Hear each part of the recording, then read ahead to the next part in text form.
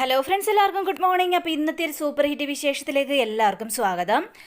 അങ്ങനെ നമ്മുടെ അഞ്ജു ആണെങ്കിൽ ഫോണുമായിട്ട് ഓടി വരികയാണ്. അപ്പോൾ ഫോൺ പെട്ടെന്ന് ശിവൻ വിളിച്ചു നോക്കിക്കഴിഞ്ഞപ്പോഴേക്കും ബാലൻ്റെ ഫോൺ പൂജാ റൂമിൽ നിന്ന് അടിക്കുന്നു. അപ്പോൾ ഇത് കേട്ട് കഴിഞ്ഞാൽ അഞ്ജു ആണെങ്കിൽ ശിവേട്ട, ഫോണ് പൂജാ റൂമിൽ നിന്നാണല്ലോ അടിക്കുന്നത്, ഞാനേതായാലും ഒന്ന് പോയി നോക്കിയിട്ട് വരട്ടെ. ശരി അഞ്ജു, നീ പോയി നോക്കിയിട്ട് വാ, ഞാനൊന്ന് ദേവിയുടെയും കൂടി ഒന്ന് വിളിച്ചു നോക്കാം. അങ്ങനെ അഞ്ജു പൂജാ റൂമിലേക്ക് ഓടിപ്പോവുകയാണ്. ആ സമയം തന്നെ ശിവൻ ദേവിയെയും വിളിക്കുകയാണ്. പക്ഷെ ദേവിയുടെ ഫോണും അവിടെ പൂജാ റൂമിൽ നിന്ന് തന്നെ അടിക്കുകയാണ്. പൂജാ റൂമിലെത്തിയ അഞ്ജു ആണെങ്കിൽ 2 ഫോണും അടുത്ത് വെച്ചിട്ടാണ് അവർ പോയത്. കൂടെ വിളക്കും കത്തിച്ച് വെച്ചിട്ടുണ്ട്. അപ്പം ഇതും കൂടി കണ്ട അഞ്ജു ആണെങ്കിൽ സങ്കടം സഹിക്കാനാവാതെ ആ 2 ഫോണും കയ്യിലെടുത്തിട്ട്, എൻ്റെ ഭഗവാനെ, ദേവിയേച്ചിക്കും ബാലേട്ടനും യാതൊരു ആപത്തും വരുത്തല്ലേ, അവരെ കാത്തു രക്ഷിക്കണമേ, ഞങ്ങളെ അനാഥ ആക്കല്ലേ എന്നും പറഞ്ഞുകൊണ്ട് ഭയങ്കരേറെ കരച്ചിലും പ്രാർത്ഥനയും ഒക്കെയാണ്. പക്ഷേ ശിവനാണെങ്കിൽ അതും കൂടി കേട്ട് കഴിഞ്ഞപ്പോഴേക്കും ശിവനും ചങ്ക് തകർന്നൊരവസ്ഥ. അങ്ങനെ ശിവൻ അവിടെ ഇരുന്ന് അങ്ങനെ കരയുകയാണ്. അപ്പം അഞ്ജു ഓടി വന്നിട്ട്, ശിവേട്ട ഇത് കണ്ടോ, 2 ഫോണും പൂജാ റൂമിൽ വെച്ചിട്ട് തന്നെയാണ് പോയത്, പൂജാ റൂമിൽ വിളക്കും കത്തിച്ച് വെച്ചിട്ടുണ്ട്. അപ്പം ശിവനാണെങ്കിൽ അപ്പം 2ഉം കൽപ്പിച്ച് തന്നെയാണ് 2 പേരും. നമ്മളിനി വിളിക്കാനോ അന്വേഷിക്കാനോ ഒന്നും പാടില്ല, അതിനുവേണ്ടി തന്നെയാണ് ഇങ്ങനത്തെ കാര്യങ്ങളെല്ലാം ചെയ്ത് കൂട്ടിയിരിക്കുന്നത് അഞ്ജു എന്നിങ്ങനെ പറയുകയാണ്.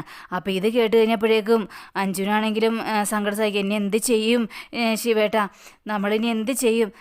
എന്നാലും ബാലേട്ടനും ദേവിയേച്ചിയും അങ്ങനെ പോയി കളഞ്ഞല്ലോ, നമ്മളിനി ആരോട് അന്വേഷിക്കും, എന്ത് ചെയ്യും എന്നൊക്കെ ഇങ്ങനെ പറഞ്ഞുകൊണ്ട് നിൽക്കുമ്പോൾ അപ്പോൾ അങ്ങോട്ട് വരികയാണ്.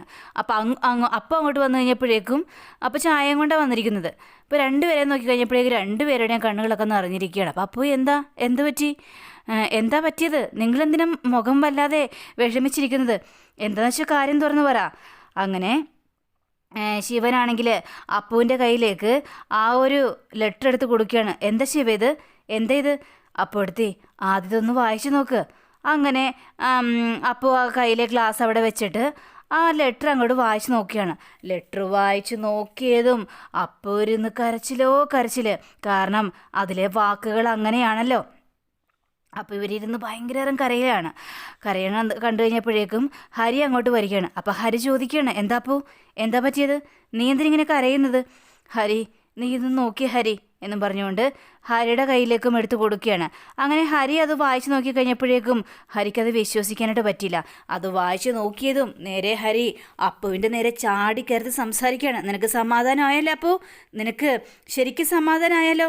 എൻ്റെ ഏട്ടത്തിയുടെ മനസ്സ് വേദനിപ്പിച്ച് അവരിവിടെ നിന്ന് ഇറങ്ങിപ്പോയപ്പോൾ നിനക്കെല്ലാം കൊണ്ട് സമാധാനമായല്ലേ? നീ എത്ര മഹാപാപിയാണ് അപ്പു. ദേവൂട്ടിയെ ഒന്ന് ലാളിച്ചെന്ന് വിചാരിച്ചുകൊണ്ട് എന്താ സംഭവിക്കാനായിട്ട് പോകുന്നത്? ദേവിയേച്ചിയുടെ റൂമിൽ നിന്നും ദേവൂട്ടിയെ വലിച്ചഴിച്ചുകൊണ്ടല്ലേ നീ പോകുന്നത്? ആ ദേവിയെടുത്തിയെ നീ മനസ്സ് വേദനിപ്പിച്ചില്ലേ എന്ന് പറഞ്ഞുകൊണ്ട് അപ്പുവിനെ ഭയങ്കരമായിട്ടും കുറ്റപ്പെടുത്തുകയാണ്. ഇത് കേട്ട് അപ്പു ആണെങ്കിൽ, ഹരി, അപ്പോൾ നീ എന്നെ മാത്രമാണല്ലേ കുറ്റപ്പെടുത്തുന്നത്? ഇതിനുള്ള കാരണമൊന്നും ഞാനല്ല, നിങ്ങളുടെ പുന്നാര അനിയനില്ലേ കണ്ണൻ, അവൻ കാരണമാണ് ഈ പ്രശ്നങ്ങൾ മുഴുവൻ ഉണ്ടായത് എന്ന് അപ്പു പറയുകയാണ്. അപ്പോൾ ഇത് കേട്ടുകൊണ്ട് വരികയായിരുന്നു കണ്ണൻ. അപ്പോൾ കണ്ണൻ ചോദിക്കുകയാണ്, ഞാൻ കാരണം പ്രശ്നങ്ങളുണ്ടായിരുന്നോ? ഞാൻ കാരണം എന്ത് പ്രശ്നമാണ് ഇവിടെ ഉണ്ടായത് എന്ന് കണ്ണൻ ഒരു പരുക്കനോടെ ചോദിക്കണം. നിനക്ക് എന്താണെന്ന് അറിയില്ലല്ലേ, എന്താ പ്രശ്നം എന്നറിയില്ലല്ലേ, ഇത് പിടിക്കടാ എന്നും പറഞ്ഞുകൊണ്ട് ആ ലെറ്റർ എടുത്ത് അപ്പു കണ്ണൻ്റെ കയ്യിലേക്ക് കൊടുക്കണം. നീ വായിക്കടാ അത്. അങ്ങനെ കണ്ണൻ അത് വായിച്ചു നോക്കിക്കഴിഞ്ഞപ്പോഴേക്കും ദേവിയും ബാലനും അവിടെ നിന്ന് ഇറങ്ങിപ്പോയെന്നുള്ളൊരു കാര്യം കണ്ണനും മനസ്സിലാക്കിയാണ്. കണ്ണന് ആകെ സങ്കടം തോന്നുകയാണ്. അപ്പോൾ അപ്പു വീണ്ടും, മനസ്സിലായല്ലോ നിനക്ക്, നീ കാരണമാണ് എല്ലാത്തിനും ദേവിയെടുത്തിയും ബാലേട്ടനും ഇവിടെ നിന്ന് ഇറങ്ങിപ്പോയത്. നിനക്ക് അങ്ങനെയൊക്കെ സംസാരിക്കേണ്ട ആവശ്യമുണ്ടായിരുന്നോ? നിനക്ക് പണം വേണമായിരുന്നെങ്കിൽ ഇങ്ങനെയൊക്കെ കിടന്ന് പെരുമാറണ്ടായിരുന്നല്ലോ. നീ കാരണമാണ് എത്രയോ ലാളിച്ചാണ് നിന്നെ വളർത്തിയത്. എന്നിട്ട് പോലും നീ ആ ഒരു സ്നേഹം കാണിക്കാതെ നീ പരിക്കനായിട്ട് സംസാരിച്ചില്ലേ കണ്ണ? എന്നിട്ട് ഇപ്പം എല്ലാ പഴിയും കൂടി എൻ്റെ തലയിലേക്കാണ് വെച്ച് നീട്ടുന്നത്. നീയൊക്കെ അങ്ങനെ പെരുമാറിയത് കൊണ്ടാണ് എൻ്റെ മനസ്സും ഇളകിപ്പോയത്. നീ അങ്ങനെ പെരുമാറിയത് കൊണ്ട് മാത്രമാണ് നല്ലായിരുന്ന കുടുംബത്തെ നീയല്ലേ തകർത്ത് തരിപ്പണമാക്കിയത് കണ്ണ എന്നും പറഞ്ഞുകൊണ്ട് ആ രാത്രി നീ കയറി വന്നില്ലായിരുന്നെങ്കിൽ ഒരുപക്ഷെ ഞങ്ങളുടെ കുടുംബം ഇങ്ങനെയൊന്നും ആയി പോകില്ലായിരുന്നെന്നും പറഞ്ഞുകൊണ്ട് കണ്ണനെ കുറ്റപ്പെടുത്തുകയാണ്. അപ്പോൾ ഇത് കേട്ട ശിവനാണെങ്കിൽ പരസ്പരം അങ്ങോട്ടും ഇങ്ങോട്ടും കുറ്റപ്പെടുത്തേണ്ട സമയമല്ല ഇത്. എത്രയും പെട്ടെന്ന് ദേവേട്ടത്തെയും ബാലേട്ടനെയും കണ്ടെത്തിയേ മതിയാവുള്ളൂ. അവരെവിടെയൊക്കെ പോകാൻ സാധ്യതയുണ്ടോ അവിടെ എല്ലാം പോയി അന്വേഷിച്ചേ മതിയാവുള്ളൂ. അല്ലാതെ ഇങ്ങനെ കുറ്റപ്പെടുത്തി നിന്നുകൊണ്ട് കാര്യമില്ല. ഹരിയേട്ടാ പെട്ടെന്ന് വാ എന്നും പറഞ്ഞുകൊണ്ട് ഹരിയെ വിളിച്ചുകൊണ്ട് പുറത്തേക്ക് ഇറങ്ങിയാണ്. അങ്ങനെ ഇവർ രണ്ടുപേരും കൂടി ബൈക്കിലേക്ക് കയറാൻ പോകുന്ന സമയത്ത് അപ്പവും അഞ്ചും കൂടി പുറത്തേക്ക് ഇറങ്ങി വന്ന് അപ്പോൾ പറയണല്ല, നിങ്ങൾ രണ്ടുപേരും ഒരുമിച്ച് ബൈക്കിലാണ് പോകുന്നത്. അതെ, അതിനെന്നെ കുഴപ്പം? വേണ്ട, ശിവൻ കാറിൽ പോയാലും ഹരി ബൈക്കിൽ പോയാലും അത് നല്ലതായിരിക്കും. എങ്ങനെ നല്ലത്? അല്ല, ശിവൻ കാറിൽ പോയി കഴിഞ്ഞിട്ടുണ്ടെങ്കിൽ പല സ്ഥലങ്ങളിലും അന്വേഷിക്കാം. ഹരിയും ബൈക്കിൽ പോയി കഴിഞ്ഞിട്ടുണ്ടെങ്കിൽ പല സ്ഥലങ്ങളും അന്വേഷിക്കാം. നിങ്ങൾ ഒരേ സ്ഥലത്ത് പോകാതെ അങ്ങനെ പല സ്ഥലങ്ങളിലായിട്ട് പോകുന്നതല്ലേ നല്ലത് എന്നിങ്ങനെ പറയുകയാണ്. അപ്പോൾ ഇത് കേട്ട് കഴിഞ്ഞപ്പോഴേക്കും അഞ്ചു ആണെങ്കിൽ അതെ, അപ്പു പറഞ്ഞതിലും കാര്യമുണ്ട്, അപ്പു പറഞ്ഞതന്നെ ശരി, നിങ്ങൾ അങ്ങനെ പോകുന്നതായിരിക്കും നല്ലത്. അപ്പോൾ പിന്നെ പല സ്ഥലത്തും അന്വേഷിക്കാമല്ലോ. പിന്നെ ശിവനാണ് ആദ്യം ദേവേട്ടത്തെയും ബാലേട്ടനെയും കാണുന്നതെങ്കിൽ കാറ് കയറ്റിക്കൊണ്ട് പോരാലോ. പിന്നെ ഇനി ഹരിയാണ് കാണുന്നതെങ്കിൽ ഹരിക്ക് ശിവനെ വിളിച്ച് വരുത്താലോ, അതായിരിക്കും നല്ലത്. അപ്പോൾ നമ്മുടെ ശിവൻ അപ്പോട്ടത്തെയും മഞ്ജുവും പറഞ്ഞതിൽ കാര്യമുണ്ട്, നമുക്കിനി അങ്ങനെ പോകാം. അങ്ങനെ ഇവർ രണ്ടുപേരും കൂടി കാർ എടുത്തിട്ട് കാറിൽ ഒരാളും ബൈക്കിൽ ഒരാളും കൂടി അങ്ങോട്ട് പോവുകയാണ്. അപ്പവും അതേപോലെ തന്നെ അഞ്ചു ആണെങ്കിൽ ആകെ സങ്കടപ്പെട്ട് വല്ലാത്തൊരവസ്ഥയിൽ നിൽക്കുകയാണ്. അങ്ങനെ ഇവർ രണ്ടുപേരും കൂടി നേരെ അകത്തേക്ക് കയറുകയാണ്. അപ്പോൾ അകത്തേക്ക് കയറി കഴിഞ്ഞപ്പോഴേക്കും കണ്ണനാണെങ്കിൽ കരഞ്ഞിങ്ങനെ നിൽക്കുകയാണ്. അപ്പോൾ കരഞ്ഞിരിക്കുന്ന കണ്ണനെ കണ്ട് അഞ്ചു ആണെങ്കിൽ എടാ കണ്ണ, നിനക്കതിൻ്റെ ആവശ്യം ഉണ്ടായിരുന്ന കണ്ണ, നിനക്ക് പൈസ വേണമായിരുന്നെങ്കിൽ നിനക്കൊന്ന് സോഫ്റ്റായിട്ട് ചോദിക്കായിരുന്നില്ലേ? നീ ഇങ്ങനെ കിടന്ന് പെരുമാറേണ്ട ആവശ്യം ഉണ്ടായിരുന്നില്ലല്ലോ. നീ ദേവേട്ടത്തിയെ ഒരുപാട് വേദനിപ്പിച്ചില്ലേ കണ്ണ? നീ എന്തിനാ കണ്ണ അങ്ങനെയൊക്കെ കിടന്ന് പെരുമാറിയത്? നീ അങ്ങനെയൊക്കെ കിടന്ന് പെരുമാറിയത് കൊണ്ടാണ് അവർ രണ്ടുപേരും ഇവിടെ നിന്ന് ഇറങ്ങിപ്പോയത്. നിന്നെ എത്രമാത്രം അവർ സ്നേഹിച്ചാന്നറിയാമോ? നീ എന്തിനാ ദേവേടത്തിയുടെ മനസ്സ് വേദനിപ്പിച്ചത്? ഇത് കേട്ടതും കണ്ണനാണെങ്കിൽ മനസ്സിലുള്ള കാര്യങ്ങൾ മുഴുവനും തുറന്നു പറയുകയാണ്. അഞ്ചോടത്തി, എനിക്ക് തെറ്റ് പറ്റിപ്പോയി. കാരണം ഞാൻ പഴയ കണ്ണനായി തിരിച്ചു വന്ന് കുറച്ച് പണത്തിന് ആവശ്യമുണ്ടെന്ന് പറഞ്ഞു കഴിഞ്ഞാൽ അവരൊരു കളിതമാശയായിട്ട് കരുതുള്ളൂ.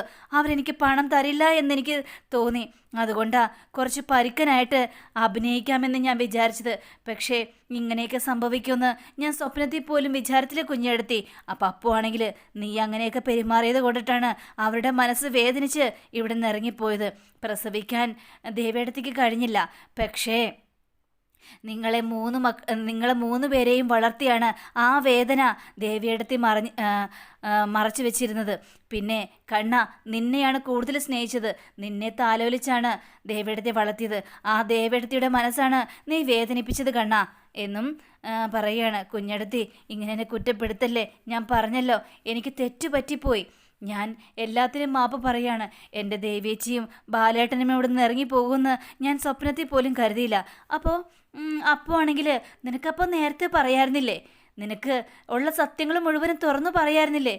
ഞാൻ സത്യങ്ങൾ മുഴുവനും തുറന്നു പറഞ്ഞിട്ടുണ്ടെങ്കിൽ അവർ വീണ്ടും എനിക്ക് പണം തരില്ല എന്ന് വിചാരിച്ചത് കൊണ്ടാണ്, എനിക്ക് പേടിയായത് കൊണ്ടാണ്, പിന്നെ അവരെന്നെ വഴക്ക് പറഞ്ഞാലോ എന്ന് പേടിച്ചിട്ടാണ് ഞാൻ സത്യങ്ങളൊന്നും തുറന്നു പറയാതിരുന്നത്. അപ്പം അഞ്ചുവാണെങ്കിൽ നിനക്ക് ശരി, ഞങ്ങളോടൊന്നും തുറന്നു പറയണ്ട, പക്ഷേ നിനക്ക് ദേവേച്ചിയോട് തുറന്നു പറയായിരുന്നു. ദേവേച്ചിയോട് തുറന്നു പറയാതെ നീ എന്തിനാണ് കണ്ണ എല്ലാം മറച്ചു വെച്ചത്? ഇപ്പം കണ്ടില്ലേ, നീ എല്ലാ കാര്യങ്ങളും മറച്ചു വെച്ചത് കൊണ്ടല്ലേ ഇങ്ങനെയെല്ലാം സംഭവിച്ചത് എന്നിങ്ങനെ സംസാരിക്കുമ്പോൾ ദേവൂട്ടി അങ്ങോട്ട് വരികയാണ്. അപ്പോൾ ദേവൂട്ടി വന്നിട്ട് മമ്മി, എന്താ മോളെ? മമ്മി, അമ്മ എവിടെ? അത് പിന്നെ മോളെ, അപ്പം അഞ്ചു വന്നിട്ട് അതേ, അമ്മയും അച്ഛനും കൂടി അമ്പലത്തിൽ പോയിരിക്കുകയാണ്. എന്നിട്ട് എന്താ ദേവൂട്ടിയെ കൊണ്ടുപോകാതിരുന്നത്? അതവർ രാവിലെ പോയതല്ലേ. ദേവൂട്ടി നല്ല ഉറക്കമായിരുന്നില്ലേ? ദേ ചെറിയമ്മയുടെ മോള് വന്നേ, ചെറിയമ്മ പല്ലേപ്പിച്ച് കുളിപ്പിച്ച് സുന്ദരിയാക്കി തരാം. വേണ്ട, എനിക്കെൻ്റെ അമ്മ കുളിപ്പിച്ചാൽ മതി, അതാണിഷ്ടം എന്ന് പറയുകയാണ്. അയ്യോ അമ്മേ, എന്താണ് ചെറിയമ്മനോട് പറഞ്ഞതെന്നറിയാവോ? ദേ മോളെ കുളിപ്പിച്ച് സുന്ദരിയാക്കി നിർത്തണമെന്ന് അമ്മ വരുമ്പോഴത്തേക്കും അങ്ങനെ പറഞ്ഞിട്ടാണ് പോയത്. അതുകൊണ്ട് മോള് വാ, ചെറിയമ്മ കുളിപ്പിച്ച് സുന്ദരിയാക്കി തരാട്ടോ എന്ന് പറഞ്ഞുകൊണ്ട് കൊച്ചിനെ സമാധാനിപ്പിച്ചിട്ട് അകത്തേക്ക് കയറ്റിക്കൊണ്ടുപോവുകയാണ്. അപ്പോൾ ആണെങ്കിൽ കരച്ചിൽ, കണ്ണനും അതേപോലെ തന്നെ കരച്ചിൽ. അങ്ങനെ ഹരിയും ശിവനും ഓരോ ദിക്കിലും അന്വേഷിച്ചുകൊണ്ടിരിക്കുകയാണ്. പക്ഷെ അവരൊന്നും ഇവരെ കണ്ടതായിട്ട് ഓർക്കുന്നു പോലും അറിയുന്നു പോലുമില്ല. ശിവനാണെങ്കിൽ ആകെ പേടിച്ച് വിറച്ച് നിൽക്കുകയാണ്. ഹരിയും ആണെങ്കിൽ ദൈവം ഇനി എന്ത് ചെയ്യും, എവിടെ പോയി അന്വേഷിക്കും. അങ്ങനെ ശിവൻ നേരെ അമ്പലത്തിലേക്ക് കയറുകയാണ്. അമ്പലത്തിലേക്ക് കയറി ശിവൻ ഭയങ്കരമായിട്ടും പ്രാർത്ഥിക്കുകയാണ്, എൻ്റെ ഭഗവാനെ, ദേവിയുടെയും ബാലേട്ടനും എവിടെയുണ്ടെങ്കിലും ഞങ്ങൾക്കൊന്ന് കണ്ടെത്തി തരണേന്ന്. അങ്ങനെ നിൽക്കുമ്പോൾ അവിടുത്തെ ഒരാൾ വന്നിട്ട്, അല്ല ഇന്നലെ ഏട്ടനും ഏട്ടത്തി വന്നിട്ടുണ്ട്, ഇന്ന് രാവിലെ ഏട്ടനും ഏട്ടത്തി വന്നിട്ടുണ്ടായിരുന്നല്ലോ, എന്നിട്ട് എന്താ ശിവൻ വരാതിരുന്നത്? ഏട്ടത്തി ഇവിടെ വന്നായിരുന്നു? അതെ, ഇവിടെ 1 വർഷത്തേക്കുള്ള പൂജകളെല്ലാം കഴിക്കാനുള്ള പണവും തന്നിട്ട് നന്നായിട്ട് പ്രാർത്ഥിച്ചിട്ട് ഞങ്ങളൊരു തീർത്ഥയാത്ര പോവുകയാണെന്ന് പറഞ്ഞുകൊണ്ടാണ് പോയത്. തീർത്ഥയാത്രയോ? അതെ. എന്താ ശിവ, നിങ്ങളോടൊന്നും പറഞ്ഞില്ലേ? അല്ല, അവരെവിടേക്കാണ് പോയത്? അപ്പോൾ പിന്നെ ശിവനും വേറൊന്നും പറയാനുണ്ടായില്ല. ശിവനാണെങ്കിൽ അവിടെ നിന്ന് ഒറ്റ പോക്ക്. അവർക്ക് രണ്ടുപേർക്കും എന്തൊക്കെയോ സംശയം തോന്നുകയാണ്.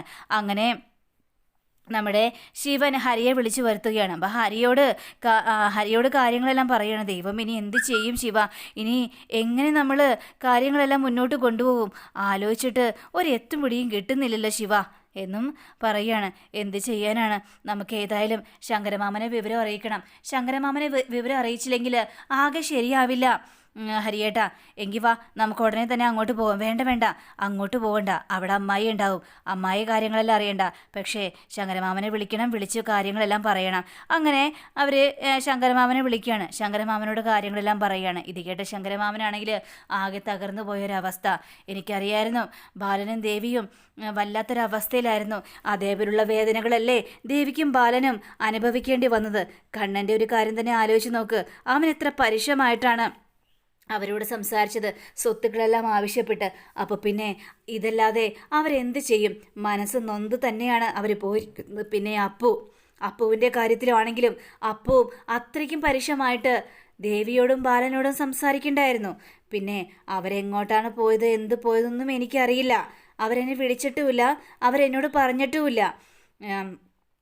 പക്ഷേ ഞാൻ സംസാരിക്കുമ്പോഴൊക്കെ ബാലൻ്റെ കണ്ണുകൾ നിറയുന്നത് കണ്ടിട്ടുണ്ട്, ദേവിയുടെയും കണ്ണുകൾ നിറയുന്നത് കണ്ടിട്ടുണ്ട്. അവരുടെ മനസ്സ് അത്രയും വേദനിച്ചിട്ടുണ്ട്. എന്നാലും ഹരി, അപ്പു അങ്ങനെയൊന്നും കിടന്ന് പെരുമാറണ്ടായിരുന്നു. അപ്പു എന്ത് കണ്ടിട്ടായിരുന്നു? ആ കൊച്ചിനെ ഒന്ന് തലോടിയതിനോ അതിനു വേണ്ടിയാണോ ഇങ്ങനെയൊക്കെ കിടന്ന് പെരുമാറിയത് എന്നും ചോദിക്കുകയാണ്. അപ്പോൾ ഇത് കേട്ട് നമ്മുടെ ഹരിയാണെങ്കിൽ ആകെ സങ്കടപ്പെട്ടൊരവസ്ഥ നിൽക്കുകയാണ്. അപ്പോൾ അങ്ങനെയും കാണിച്ചുകൊണ്ടാണ് നമ്മുടെ ഇന്നത്തെ ഇവിടെ അവസാനിച്ചിരിക്കുന്നത്. അപ്പോൾ ഇവർക്ക് രണ്ടുപേർക്കും ബാലനെയും ദേവിയും കണ്ടെത്താനായിട്ട് പറ്റും. ഇനി നമ്മുടെ എപ്പിസോഡുകൾ കുറച്ച് ദിവസങ്ങളും കൂടി മാത്രമേ ഉള്ളൂ. അപ്പോൾ എല്ലാവരും മിസ് ചെയ്യാതെ കേൾക്കണമെന്നും പറയുകയാണ്. അപ്പോൾ എല്ലാവർക്കും നല്ലൊരു ശുഭദിനം ആശംസിച്ചുകൊണ്ട് തന്നെ നന്ദി, നമസ്കാരം. Thank you. See again. By.